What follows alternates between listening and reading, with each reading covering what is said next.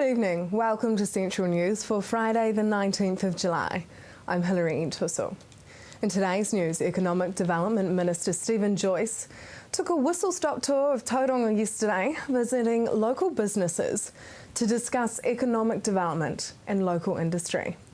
The Minister says economic development in the Bay of Plenty is a bit of a mixed bag, but things are looking up, and that economically the Eastern Bay of Plenty is struggling more than the Western Bay of Plenty. He says Bay of Plenty GDP figures are positive, but there have been some challenges with PSA. It's a bit of a mixed story. It's doing reasonably well, but of course you've had a couple of challenges with the kiwi fruit in particular, which that's knocked the place a bit. I went out and saw the Zespri team this morning, and they, pretty positive about where it goes from here. But obviously growers have had a pretty tough time, and that flows through to the rest of the community. But that industry looks like it's getting back on its feet again, with the new varieties and so on. So that's encouraging. A dawn unveiling marked the official completion of the new multi-million-dollar police station on Monmouth Street this morning. Dignitaries gathered with officers and iwi at 6:30 a.m. to celebrate the newly constructed station that will house 150 Western Bay Plenty police staff. Built on the site of the previous Central City Police Base, the new $20.8 million building is expected to come in within budget and will officially open to the public on Monday. Construction began on the building in January after former Police Minister Judith Collins announced in 2011 the 45-year-old former building would be demolished and replaced. Western Bay of Plenty District Council Mayor Ross Patterson has announced he will restand in this year's local body elections. He says since becoming mayor 4.5 years ago, he has accepted fully that the council must act equally for the betterment of all its communities. Ross won the by-election following the death of previous mayor Graham Weld in November 2008. He spent almost 8 years as deputy mayor to Graham, who was re-elected unopposed for his final term. Ross was re-elected unopposed in 2010. Now for our region's weather for the weekend. Hamilton, your Saturday will be mostly cloudy with light winds, and your expected temperatures are a high of 16 and a low of 5. Tauranga, Saturday will be mostly sunny with light winds. Good day for the washing. Your expected high is 16 and an overnight low of 7. Sunday for you, Hamilton, will be very similar to your Saturday, cloudy with light winds. Your expected high is 15 and an overnight low of 3. And again, Tauranga, your Sunday is very similar to your Saturday. Mostly sunny with light winds. Your expected high is 16 and an overnight low of 7. Just ahead, civil defence in the Bay of Plenty.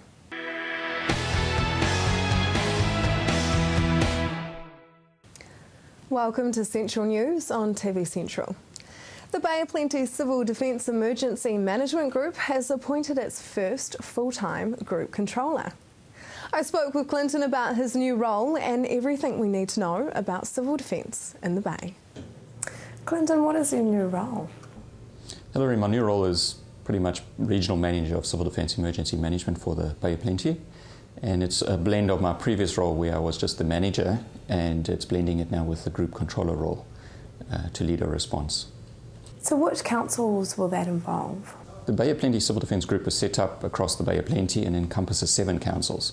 So you've got Tauranga City Council, Western Bay District, Rotorua District, Poriki District, Whakatane District, Kawerau District, and then you've got the regional council over the top of that, the Bay of Plenty Regional Council.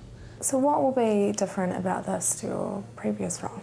Pretty much in my previous role, I was responsible to lead a team and coordinate activities to prepare communities and organisations to respond to emergencies. And then when the emergency happened, there would be a controller that would step in from external my department and run the event with me advising. And what this is seen as a sort of a more of an efficiency flow through where I will now continue with my preparations and do the leading. And are other regions following suit and already have put this into place? I wouldn't say most other at this point. What we are seeing though is post-Christchurch is a lot more awareness of emergency management and a lot more, I dare say, professionalisation of the services. And a number of civil defence groups around the country are busy moving in this direction. So your role will actually change slightly in the event of an emergency? Yes, in peacetime my role is pretty much relationship management, coordination, working with other agencies and partners, public education, and it's just working with everyone to make sure their plans are ready.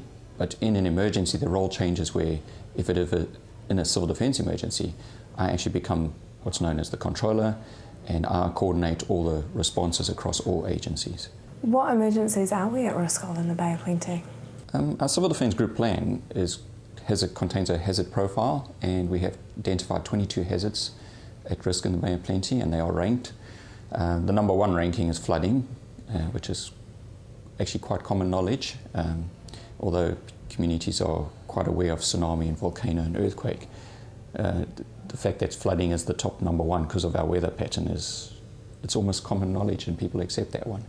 What is the advice for Bay of Plenty residents in the event of a tsunami? The best advice at the moment is, before a tsunami, is to make sure you are prepared. Be aware of where you stay. Is your property or your children's school or your business at risk? In other words, is it in a tsunami zone? And we do have maps published for that to help guide people of the areas. And then to basically take the necessary preparations. For example, know your evacuation routes. Where do I go? How do I get to high ground? How do I get inland?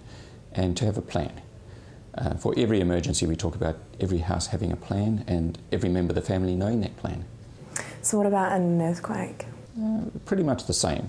There's a lot of precautions you can take beforehand. For example, making sure your home is secured in terms of seismic restraints. Even simple things like heavy furniture, new modern flat screen TVs actually look beautiful, but in an earthquake would fall over and could injure or seriously injure toddlers or small people. So we talk about making sure certain heavy furniture is secured properly, and again just being aware of the plans and practicing it and having your survival items. And as you mentioned, we do seem to be getting quite a bit of flooding, so what should we do when this occurs? Flooding again is like I said earlier, is something that a lot of people seem to be adapted to, but the key message is there too is just to be aware of where you are living, what rivers are near you, what streams, what are your risks of flooding, and then to also make sure you keep up to date with weather forecasts as the weather patterns change, to be aware of that. Again, have survival items, an escape route if you do need to escape, and just to be generally prepared. And White Island is quite close. What do we do if she blows? It seems to be a common concern of residents about White Island, especially given that it constantly bubbles away. GNS scientists monitor White Island, and we work closely with them, and they've assured us that history has shown that there's no major threat to the mainland from an explosive eruption.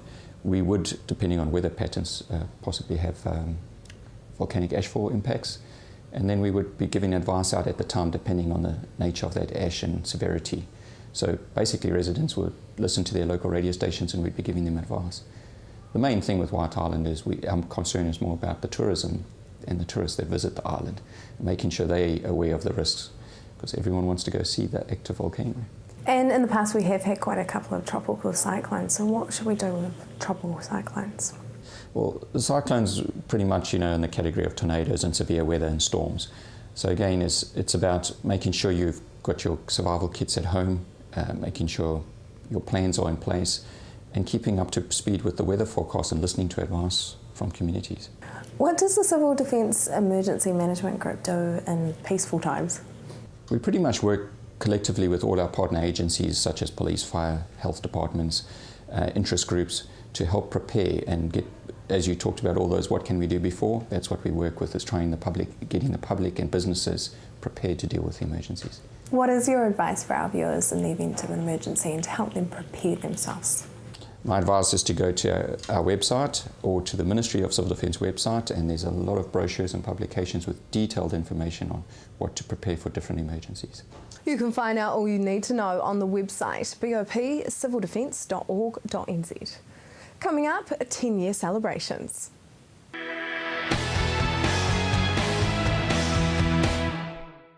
Welcome back. Heartfit is celebrating 10 years. Joining me tonight in the studio is Charmaine, the Matamata coordinator. Welcome to the program. So tell us a little bit of the history of Heartfit. 10 years ago, I had been working with a group of people that had had heart events, but the number was getting a little bit bigger because I was doing it voluntary, of course, and so we got a committee going. So 10 years, we've just celebrated 10 years, but that's from the committee point of view. But the exercises have been going, I think, probably about 13, maybe 14. Because why did you want to start it? It was a new initiative that came out of the Heart Foundation to try and get the word of heart care into the communities.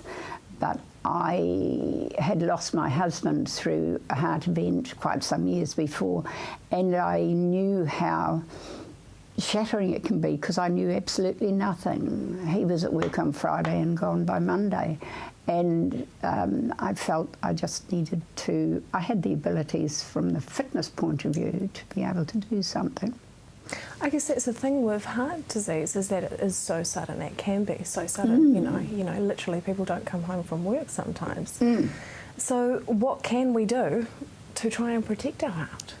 Well, things have changed in the 30 odd years since my husband went. There's a lot more can be done. Progress has been made in hospitals, surgery, all sorts of things from that point of view, and the understanding that it's necessary to be aware of movement, keeping moving, weight and blood pressure, just keeping an eye on yourself because it's affecting so many midlife people now. It's not just the older people that are being affected by heart events. Well, I remember last time you mentioned the Heart Warrant of Fitness. So what is that again? A warrant of fitness is taking you to, or going to the doctor, getting your blood pressure, your cholesterol, and a general checkup. It's just a check, but believe me, it's even just getting a blood pressure done. Some people who never ever go and think they need blood pressure, I'm all right. No, not aware, and then that blood pressure can be sky high. Now, you've done 10 years, but there are some positive changes that might be coming up, isn't there? Well, Heart Foundation is looking in, it's not totally finalised, but they're looking into the effect that heart health is having on that mid-age group. There's many more younger people being affected by heart events and heart conditions, and yet they're not aware of it. So promoting the checkup is necessary, but for those that do have a heart event, they need to be aware that they've got to keep moving. It's very important. Not necessarily in a gym. You can swim, you can walk. There's lots of things that can be done to assist in keeping that body moving, keeping the heart moving. When you say body moving and keeping fit and this kind of thing, are you talking, you know, breaking the sweat, or is it just like a 20-minute walk? No.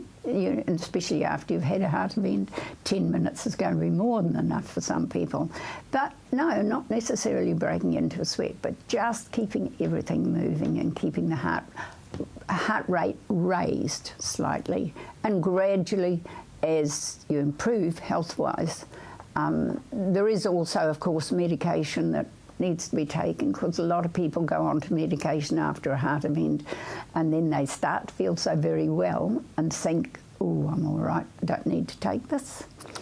That can be quite dangerous, because many heart events back in hospital are as a result of that. Is there a particular exercise that you would recommend that's kind of better than others? Or? No, just because some people don't like riding a bike or can't. Riding a bike is very good. Swimming, some people don't like swimming. It's good, but don't like doing it. So I suppose probably walking is a very good basic. Everyone can do that, I guess. Yes, but park your car the other side of town and walk to the post office instead of parking right outside the post office. That's movement. Because you've done 10 years, what major changes have you seen in the research and the studies and that kind of thing towards heart? There's been a lot go on over the years. Medications have all changed, of course, and just the understanding of keeping a check on yourself. So how are you funded and what do you need to do to keep going on? We fund ourselves. They pay $4 a year joining fee, and you pay $4 each week that you come. So you're basically doing this voluntarily? Oh, I am, yes. Wow. So what would happen if I was to come to an HeartFit group? Well, first one's free. You get that free, and we introduce you to the group. At the moment, the group that I have is a more senior group, and your age group's most welcome, but you probably wouldn't like to do too much of it. But we start off with exercises sitting in chairs, because there's going to be there's some that just can't do too much, because there's some in my group that have other complaints. But diabetes, often when you've had diabetes for some years, you end up with a heart condition. Often if you've had COPD, ends up having a heart condition. So we do chairs, we do standing exercises and movements, roundabout chairs, throwing balls at one another, both tennis balls and slightly bigger balls. We have fit strips. Sometimes, because we're now in the Anglican Lounge, I take them out and go for a walk up and down the drive at the back of there, if the day is nice. Well, thank you very much, and all the best for the next 10 years, Charmaine. Oh, will I be around? Thank you. Coming up next, the controversial swan hunt.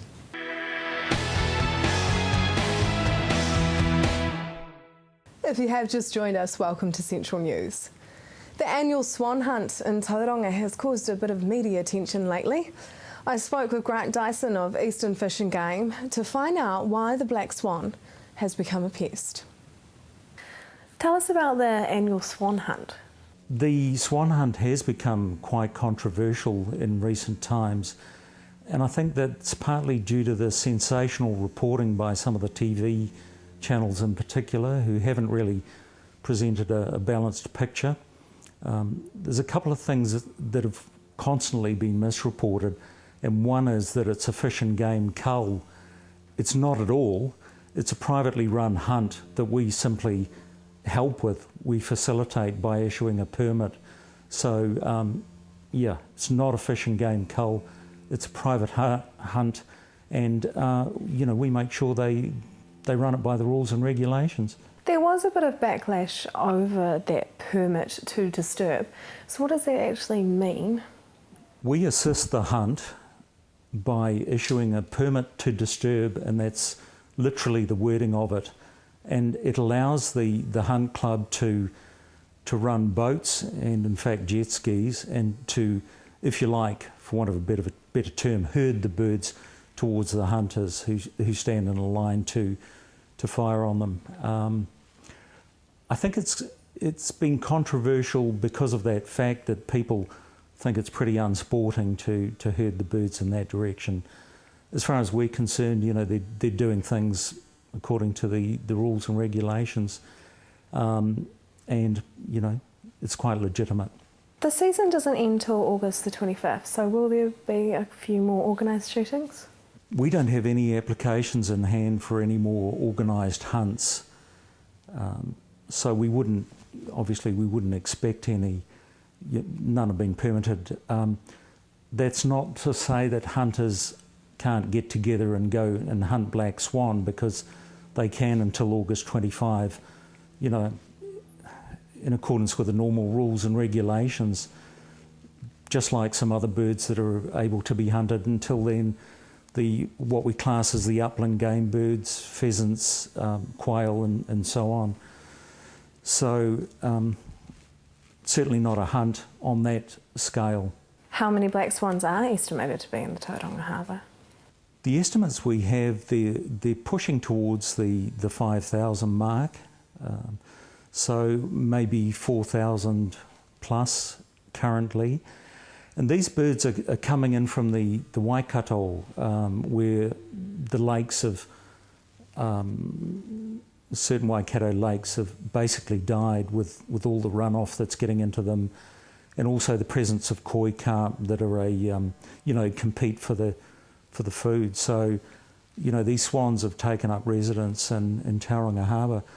They don't seem to breed in Tauranga Harbour, but they come across to graze, as it were. The swans have had quite an impact on Zostra. So what is Zostra and why is it so important?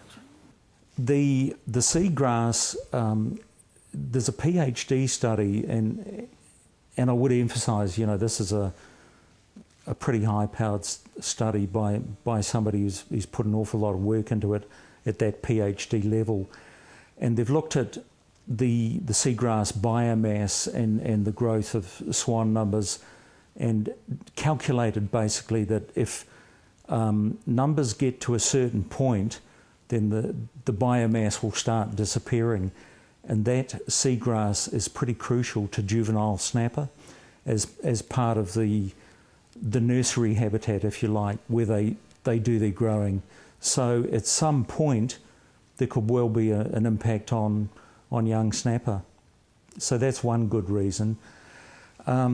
You'd be well aware that a lot of locals have been up in arms, shall we say, at the poo problem, bird droppings on beaches, on the mud flats and so on. And obviously that's more of a summer issue, but there have been a lot of complaints in that regard. Some are arguing that it's inhumane. So what is Eastern Fish and Game's response to that?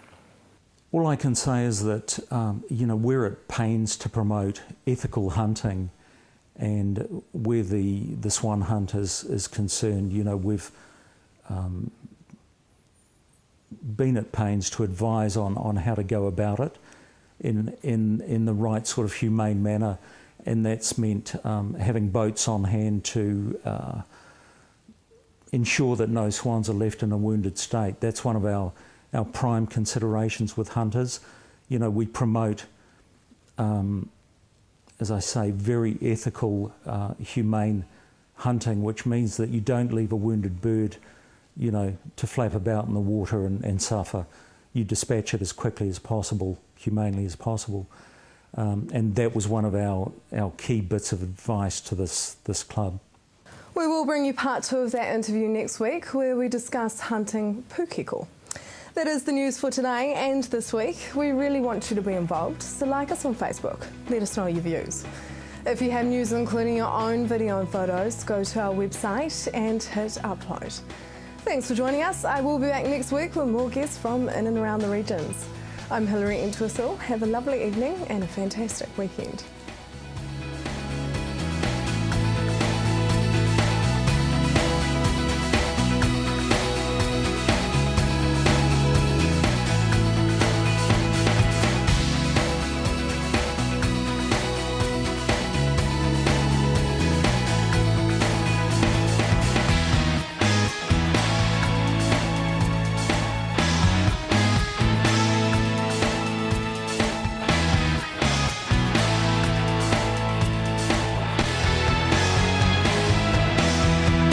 This has been an Alpha Media production, a division of Television Media Group.